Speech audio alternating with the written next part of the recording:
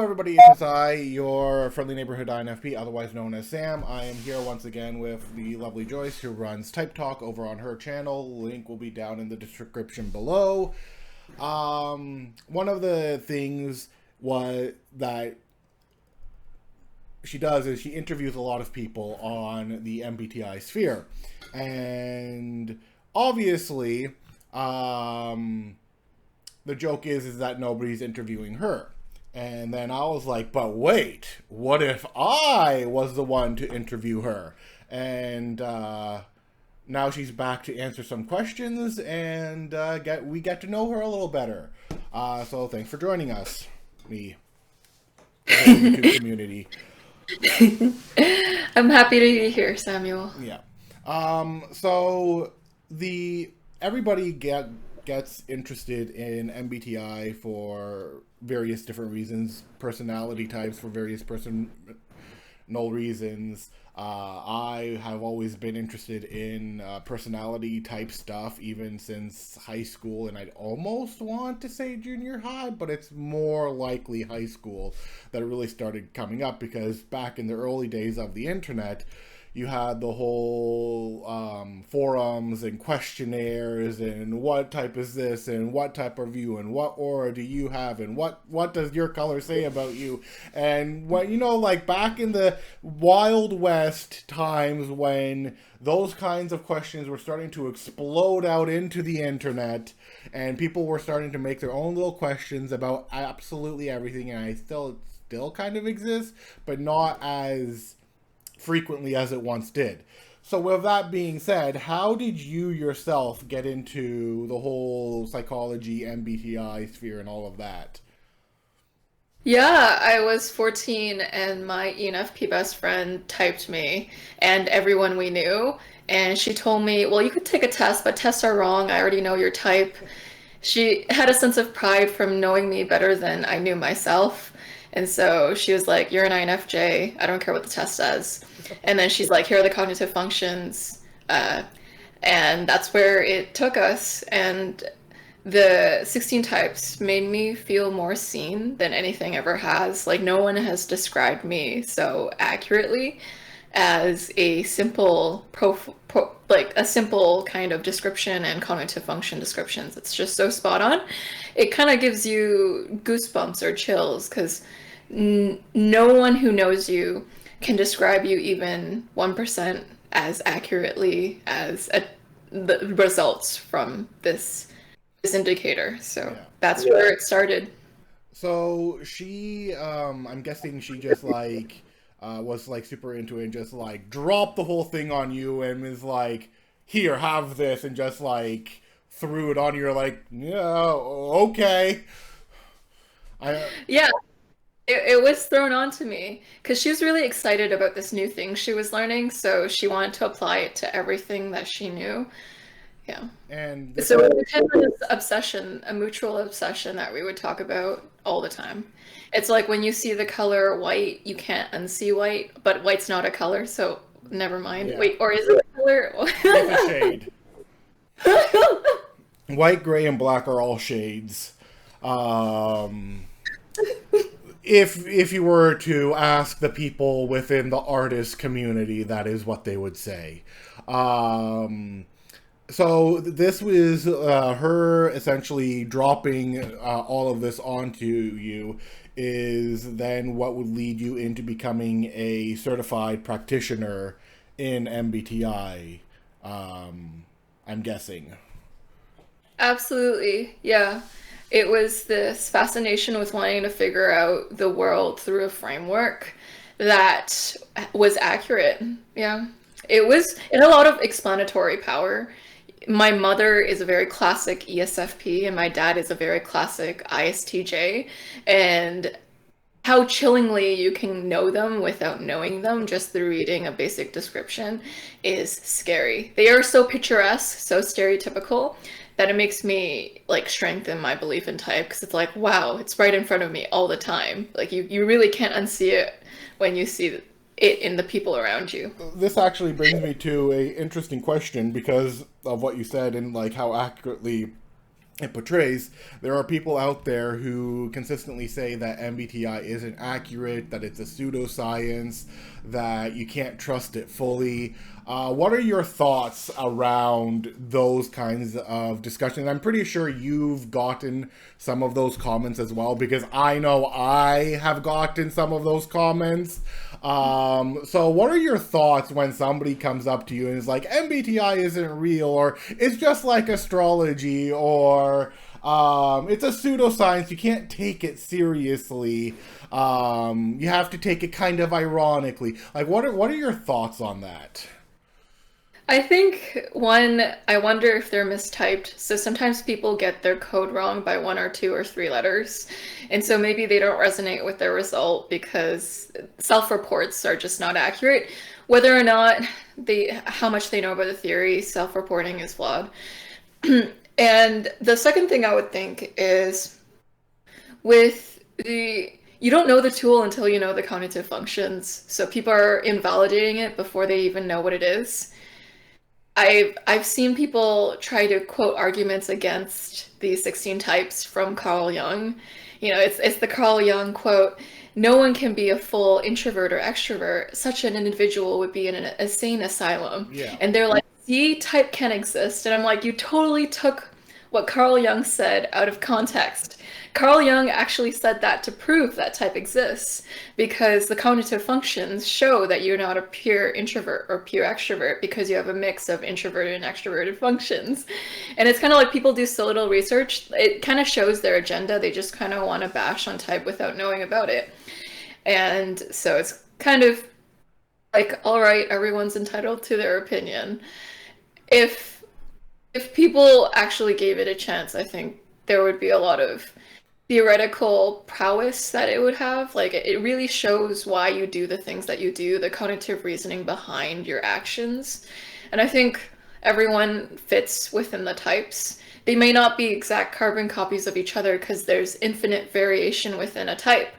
But the way that it explains the way that you think is so scary that it is fascinating.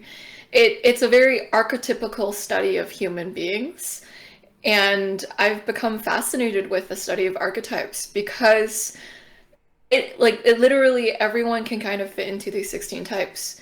And when they don't feel that correct fit, it's either they don't understand the theory well enough, or they have mistyped themselves, because there's a culture of test worship. So people take a test on 16 personalities and then they trust it like it's gospel. They're like, yes, this test told me I am this, so I'm for sure this. And I'm like, most people are mistyped from 16 personalities because the test favors introvert and intuitive types. So yeah, and then I don't want to correct them, so I just Yeah, sit there. it's interesting that you say that, because I was talking to an ENTJ, and I found out that she had uh, taken the test on 16 personalities, and she had seen me mocking 16 personalities for how bad it is. Like, some of the descriptions that they have for each type, they're great. Like, the descriptions they have for some of the types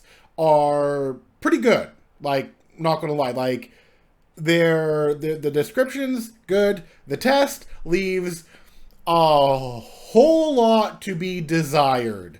Like, so much to be desired. And it is like one of the most flawed tests out there, because it shows, like, I think if I had to blame anybody for bringing about a intuitive bias, I would probably start with 16 personalities myself, because that's where I've seen most of it come from, is from people who have taken the test from 16 personalities. And then I got her to take other tests on sort of more reputable sites, but still, like, every test needs to be taken with a grain of salt.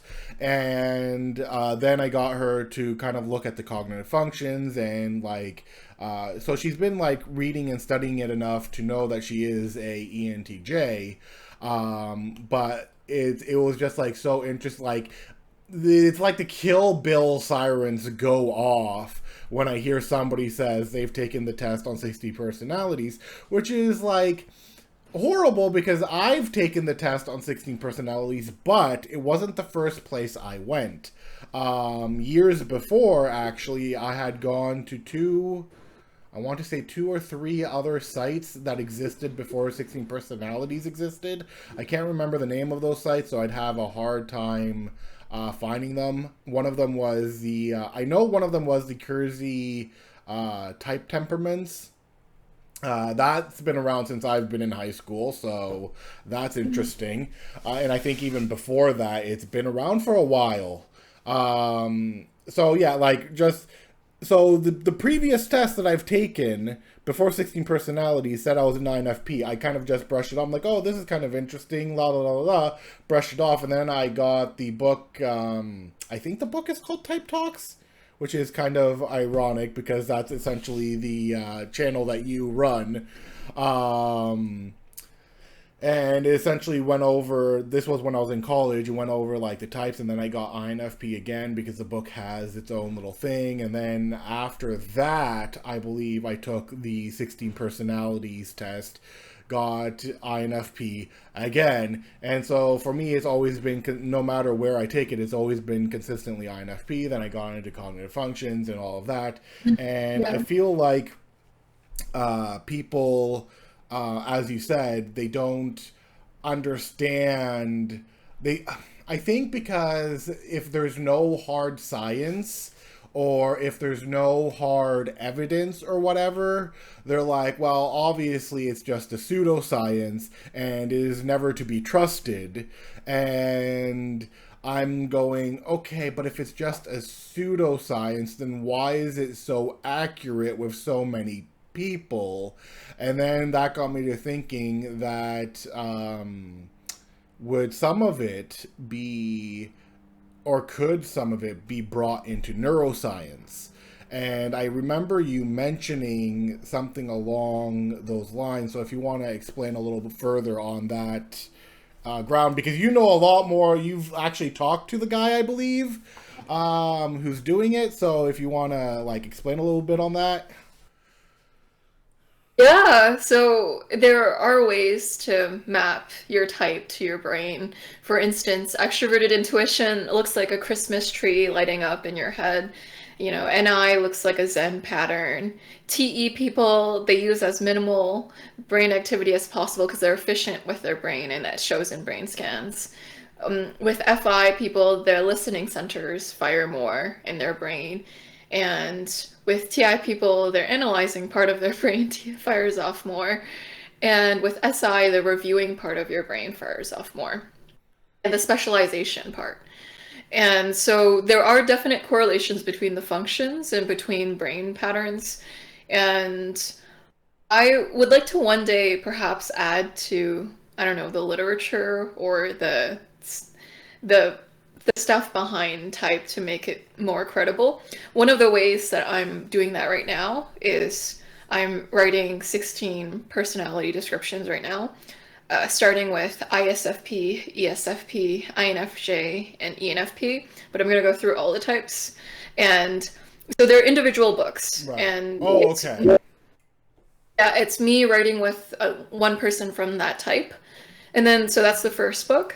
And then the second book on top of that will be that base description that I wrote with the other person, but I'm going to crowdsource it with everyone I know who is of that type. So it's going to be descriptions written by people of that type. And perhaps that might create more accurate descriptions, especially sensor descriptions. And that might bring more credibility to the space when the descriptions are accurate and people can see themselves in it.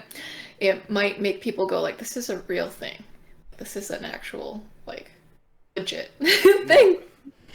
So each of these books that you're going to be writing is, so like you're writing on the 16 personality types, and each one is going to be dedicated to a personality type.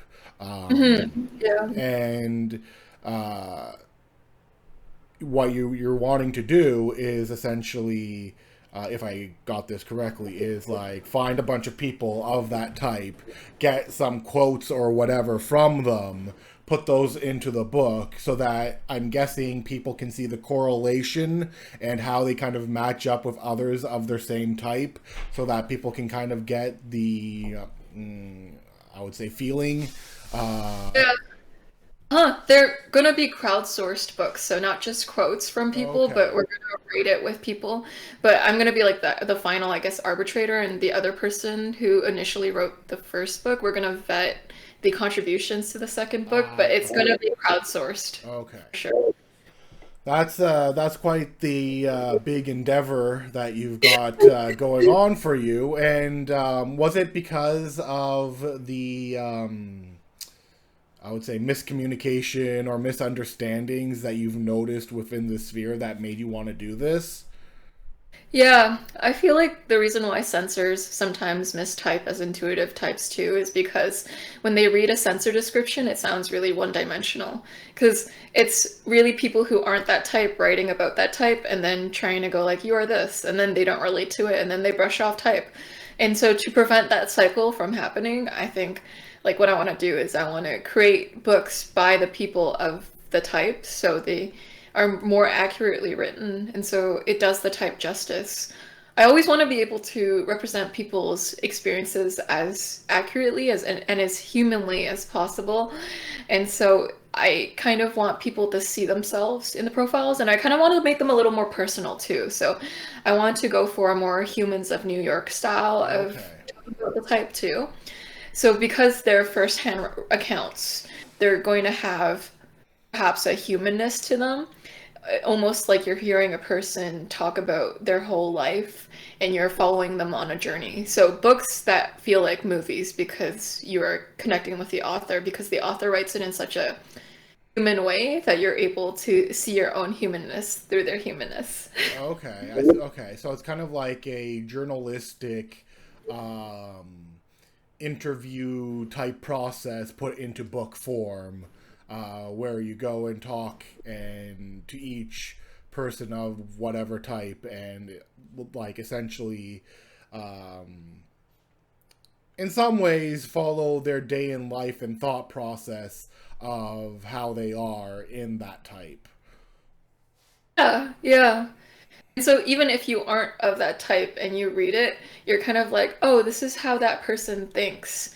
And maybe a book that can bring you to tears because then you understand how someone else operates. And you I'm guessing Sensors is one of the ones that you're starting with. Um, Yeah. Like if you notice on my channel right now, I'm focusing on the sensorial types yes, because I yes. don't feel like they're represented well enough in the community. So giving them a voice is one of my main missions. It's yeah, it's like there are two things there. It's kind of interesting how people tend to uh and like since I've kind of moved on from like um that discourse, if you will, I do know it exists, but I've kind of moved on from it. So I haven't noticed it as highly. That sensors are kind of not seen as high as intuitives. Like people won't necessarily say they're stupid, but they will say, well, they're not stupid, but they're not as smart as us intuitives. And then, but if there's like an intuitive that they don't like, they'll be like, but those sensors are smarter than those intuitives. And so I've Yeah. seen that before. And so, yeah, it does make sense that, like, there's a lot more going on with sensors than people are willing to give them credit for, which brings me to my next question. You have been raised by parents who are sensors. So, how was that for you as an intuitive being surrounded by such classical sensors that like essentially allowed you to get this mindset that what people are saying about sensors aren't exactly maybe all that accurate? Absolutely. Yeah. And before I answer that, I just like to comment off of what you just said. You talked about the us versus them mentality. And I find Yes. like people in general, they use any opportunity they can to kind of find that line of, ranking people like we are better than them or they are better than us, which I want to spend my whole life trying to Break. go against because I want people to feel a sense of oneness with everyone else. Otherwise, there causes a dehumanization. So when we start to add certain qualities that are better or worse with different types, we create a hierarchy. And when we create hierarchies, some people are better or more valuable than others. And then it becomes problematic because it's a tool used for discrimination and boxing people in, which is the very things I want to go against because that means the people critiquing the community have some sort of merit if they're seeing this type of behavior that's toxic. I just want to get rid of all the toxicity because type is kind of like a gun. So you can use a gun to protect yourself in your home, or you could use it to shoot other people. Or you can And I use it just, to hurt yourself. yeah, exactly. And so I want it to be used in a way that's productive, that causes more good in the world than bad. And so I see the us versus them mentality as something that might need a little more healthy revisiting and fixing on the community's part and on my part too, so that we make it like the 16 types are equal because they are equal and they're good and bad in their own ways. And that brings me back to growing up with sensors. So let's start with the traditional Asian family. So as an INFJ, I might seem like I'm a little more thinkery than what you would expect from an INFJ, and that's Right. because of my Asian upbringing. I've never been told I love you ever in my life. My parents I have can never said relate. how my parents have never said, "How are you?" to me once ever, never inquired anything. They know nothing about my life. They don't even know my age. If I were to ask them about my age, they might get it wrong. They don't ever say hi or bye to me in interactions. It's more like very transactional. So they're like, your food. And then, so my whole life has kind of felt like a cow that has been getting food from the farmer, but just waiting to be slaughtered, right? So if you factor that in, you might know where some of that weird TI heavy INFJ vibes come from. It comes from part a little bit of abuse, but two, you kind of adapt to your environment too. So that's where it comes from. And so the reason why I'm so passionate about, sensors and how they're misrepresented is because in some ways, my mom is smarter than me. Like her superpower is just in a different domain. So we are smarter in different areas. She has always been quicker to have common sense in situations. She's better with day-to-day tasks. She's around 70 now, but she has the reflexes of someone who's 20. And it's because she just always is improvising and adapting and using her brain in new ways. And so she's still quick on her feet and she's very energetic and youthful and childlike. And people like her. Like when you meet my mom, she is someone who is instantly likable. She can talk to any stranger, so she has that ability.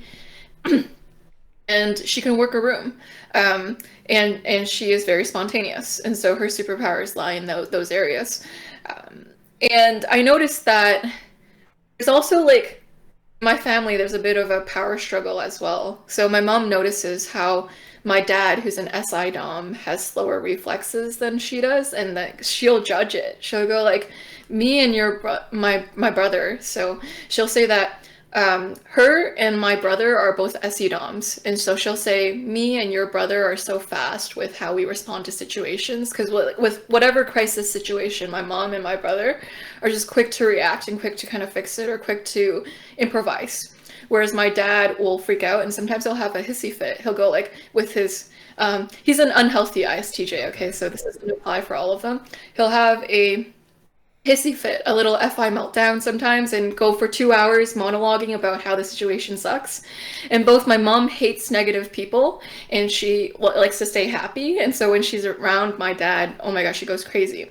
And so all of this family conflict that we have, if we knew about the 16 types, if I talked to my family and if they knew about it, maybe they'd judge each other less. Because my mom would be able to see that, oh, my dad's just like that because he needs a little warning before things change Mm. dramatically. Like if my mom buys two cats, she can't just surprise my dad one day with them. She has to tell him in advance because he's an ISTJ. Yeah. Well, not all ISTJs, right? But with my dad's flavor of ISTJ. Right.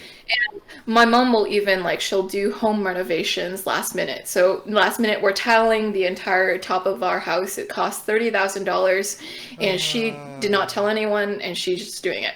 And then my dad will have a meltdown because he was not expecting that and it is unplanned. So if my mom just understood the 16 types and understood my dad's need for structure and needing to know things beforehand, it would cause a lot less friction and fighting and a lot of Chinese arguments. Yeah.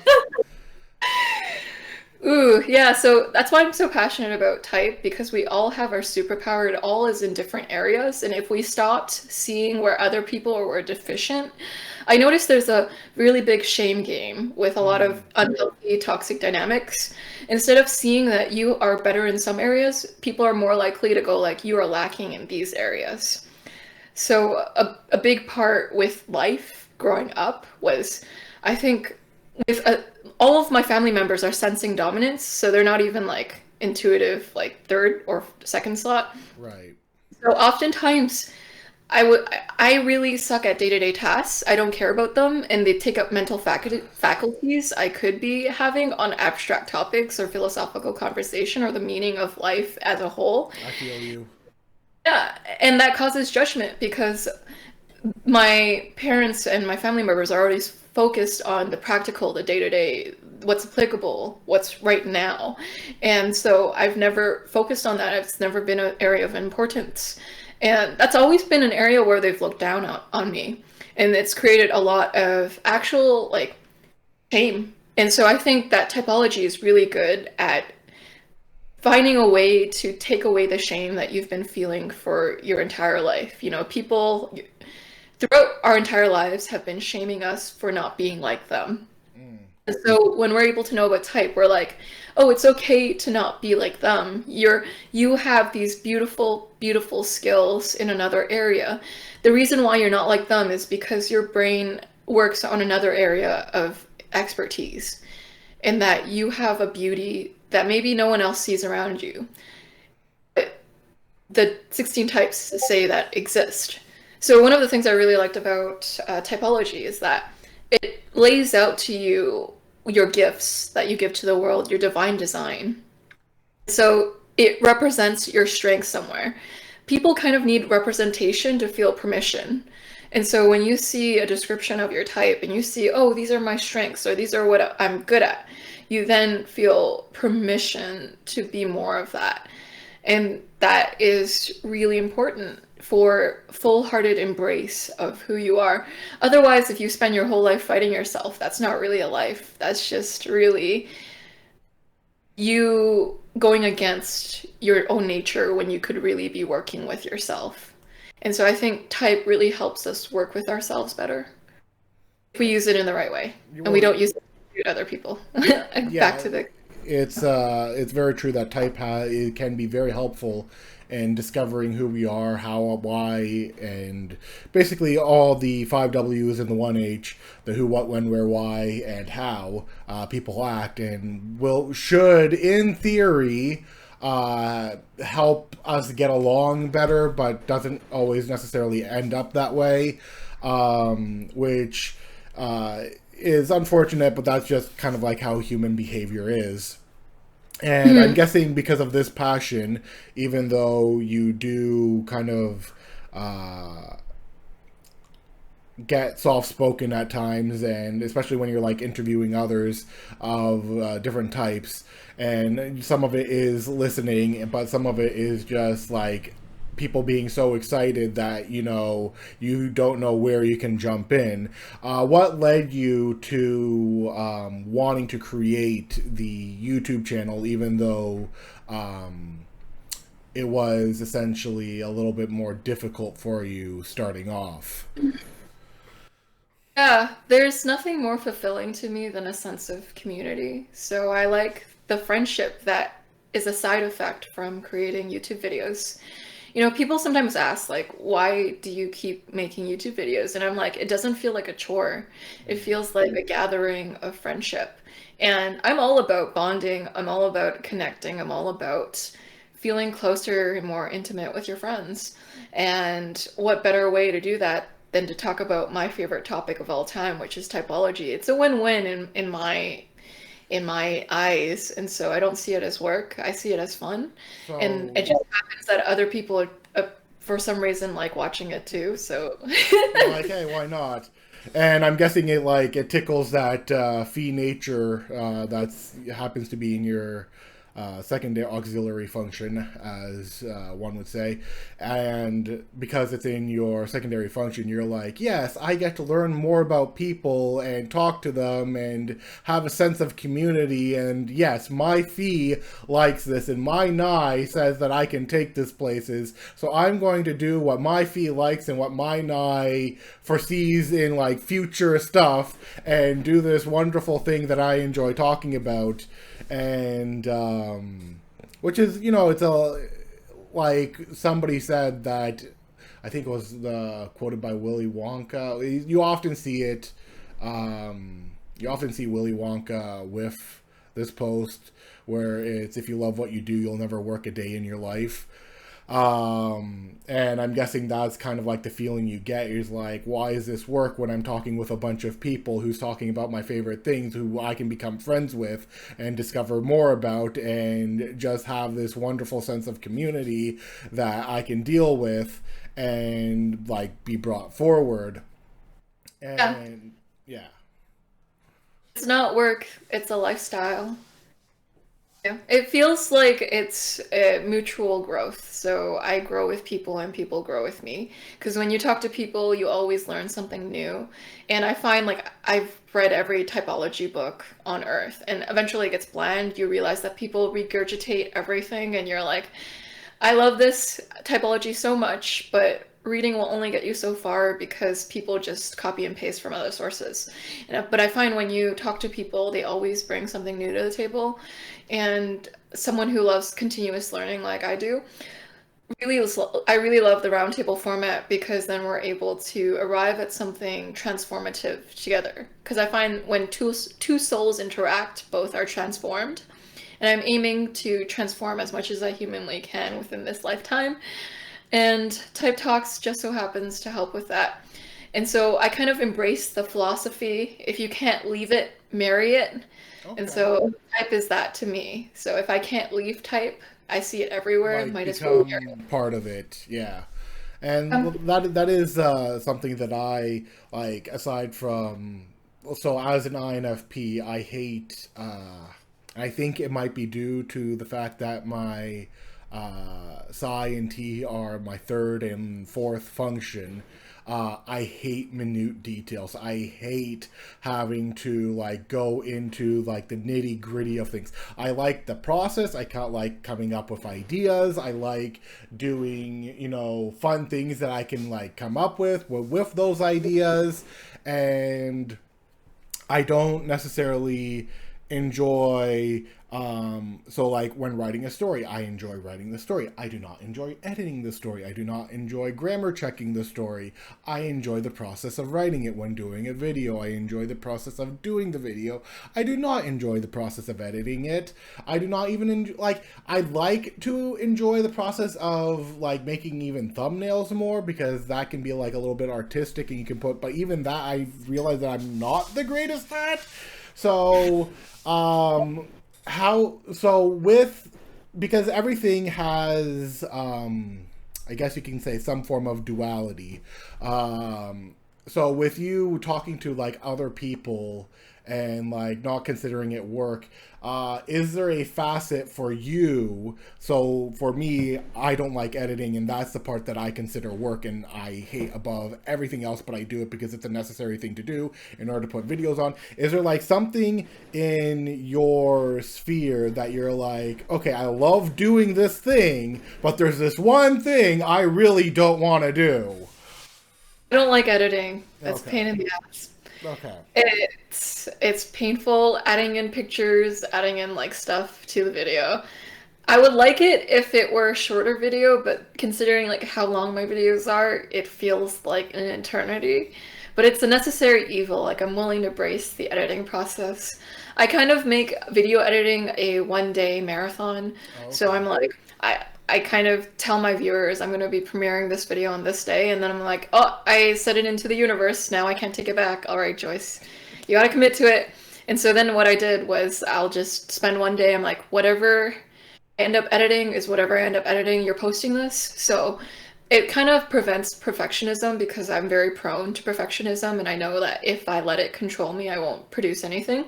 And so I set myself like a 1 day limit. I'm like, you have 1 day to edit this, and whatever you end up doing is whatever you're going to post, and it's okay in whatever form it comes out as. Because I think even if my editing skills were like downright terrible, the things that people say are beautiful works of art. And so even if I post it and it's a slightly raw state, it will Right. still have some sort of value. So, the, like listening to all of this, there's like a lot like so. Okay, I have to back up because my mind's going like 1,000 different places all at once, so I have to kind of reel it back in. Um, Your, your extroverted intuition is having a yes, yes, it's having a moment. So with INFPs and INFJs, there is this state or saying frequently across all the boards that they have a lot of similar characteristics despite being very different from one another. And just like noticing that you have like some of the same hatred towards editing or dislike, not hatred maybe a strong word, but a dislike towards it. And like a lot of other similar things where I'm just like, oh yeah, I definitely relate to that. And there's like a lot of things that INFPs and INFJs do relate to, which can lead into mistypes because somebody once said that an INFJ is more likely to look like an INTJ than an INFP because they share the same dominant function. And the theory was that people who share the same dominant function can be more easily mistaken for one another because of that dominant function.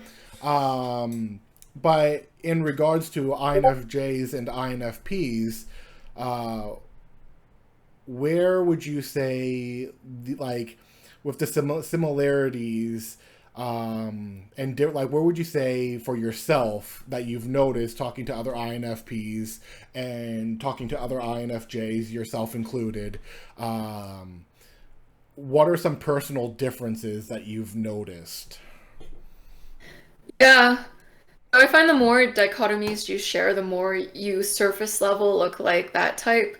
I know people say, how could you ever misinterpret an INFP for an INFJ? They have completely opposite cognitive functions. I've thought about that statement a lot, and I realized that no, actually, types that have more dichotomies similar are very similar, even if they share no cognitive functions. So, for instance, an ESTP can look a lot like an ESTJ, even if they share zero cognitive functions. The sharing of three dichotomies, you might notice, oh, they talk a lot about the what, the facts of the reality. So, okay, they are very clearly an extrovert. They're very clearly a thinking type that's more blunt and sensitive. And so sometimes people do mix ESTPs and ESTJs together, even though they share zero cognitive functions. Now, I find that cognitive functions show your cognitive reasoning. So while an INFP and INFJ might look similar in some of the cases when they're kind of borderline, their cognitive reasoning will always be very, very, very, very different. And that's where the difference comes. But if you're looking at the surface level traits, it's very easy to mix together types that share more dichotomies together. So an INFJ could look like an ISFJ, or an INFJ could look like an INTJ, it could look like an ENFJ, INFP. These are like slightly different dichotomy wise. And I know this is a very unpopular take, but I realize like from interviewing people, it's what I see as the most true. But when you listen to how they go through situations and their thought process behind situations, INFPs and INFJs are so radically different. You're like, whoa, these cannot be the same person. Yeah, like I think one of the things that INFPs are, and I know for myself, are far more, I guess you could say, individualistic. They don't necessarily care about, like, if they're in a group dynamic, yes, like they'll care about the group dynamic, but they don't really care about the group dynamic. They just care that is there conflict? Yes, no. okay, and if there is conflict, why is there conflict? And it's more on a personal level. It's not a, okay, let's get this group to respond and be together and be friendly with each other. I've noticed, like, at least with myself and other phi types, is if there is a conflict, depending on where it hits in the value system or how they feel, there is going to be a kind of flight or fight response where either they're going to fight and start defending or arguing back, or then they're just going to leave the entire situation and walk away. Whereas a phi user is going, at least from what I've witnessed, is going to try and get them to behave, if you will, or become friendly, if you will. Try and get the room to be nice and like try and lessen down the conflict and make sure that no conflict happens and make sure everything is in a certain way, which you've stated before that you don't like conflict and you try and put people that you know won't have conflict with one another in your interviews, so that you can have a pleasant, friendly conversation, even if that conversation does get passionate, which it often does, especially amongst perceivers. If you watch a lot of your perceiving videos, whether it be INFP, ENFP, ESTP, ESFP, perceivers are just a bundle of chaos. And which I guess will bring me to the last question, is that I'm going to assume, and you can correct me if I'm wrong, that you like some semblance of order and you like some sense of structure. How are you with like, I'm sure you find some of it fun to watch and could probably wish you could have some popcorn to eat while you're watching the whole thing go down, because it's just absolutely so fascinating. It doesn't even have to be an argument, but like the passion that perceivers often bring to a conversation, especially if it's a favorite conversation or something they're super passionate about, can be extraordinarily entertaining to watch. But like, how do you feel about that whole chaos and order thing that goes between judgers and perceivers? Absolutely. I find it very fascinating. And so if you put it into the context of type talks, the purpose of the videos is to showcase the types. So I'm okay with chaos because it shows the type more clearly and more naturally. And so you can actually pinpoint the aura or the vibe of the type.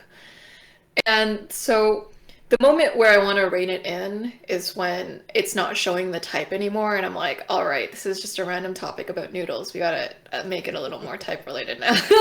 Because the P types, what SC and NE are known for is channel changing. So they'll go like, oh, shiny object, shiny top conversational topic. Oh, yeah. And I kind of have to make sure there's a direction, that the train has a track to go on. And so I find the relationship between J and P very interesting, especially if it's a TJ. So if it's a TJ type, they're even more stereotypically judger because they're going to want to structure things. And it's very fascinating when you throw chaos their way. I've had TJs that I have talked to that originally considered maybe them being EPs. And then we're like, no, no, no. When you improvise chaos, that, I mean, when you plan to have fun or when you structure time for fun, that does not mean that you're spontaneous. Truly spontaneous people don't structure time to be spontaneous. They just naturally are that. They embody it. And that's the difference. And I find it funny when like TJ thinks that they've turned into a P type because they're able to like tell their brains at a certain moment, hey, I'm gonna be fun. That's not the same. You're comparing apples to oranges. So yeah. Yeah, That, it's funny that you mention, and we'll leave off with this last comment. That you mentioned spontaneity, because one of when I had a friend in high school, when I got him a Xbox 360, he was we were at the game store, and I noticed these games on the bin, and I'm like, oh, I don't have these games. These games are apparently pretty good. I'm going to grab these. And he looks at me and he goes, you know, if there was a picture for impulsive in the dictionary, that would be you. Because, like, the things that I do, they don't have a plan. I'm very poor with scheduling. I don't go, okay, this moment I'm going to be this. I'll be like, oh, this moment I'm going to be this. And then I don't do it. It doesn't happen. Like I'll be trying to do things, videos, whatever, shopping, doesn't matter what. I'll be like, okay, on this day, I'm going to go and do this. And then immediately, spontaneously go and do something completely different. And it is a very, it's part of the nature where one is able to tell themselves and one of them is just naturally that. So, anyways, thank you for joining us on this lovely interview. I hope you had somewhat of a good time, even though we went all kinds of places, but it was a good conversation, I feel. And people got to know a little bit about your passion and why you're so passionate towards it. That they may not have seen before or realized before. So, yes, thanks for coming on. Thanks for talking with me, Samuel. Yeah. It's been a fun time. And I will see you guys later. Bye bye. Bye.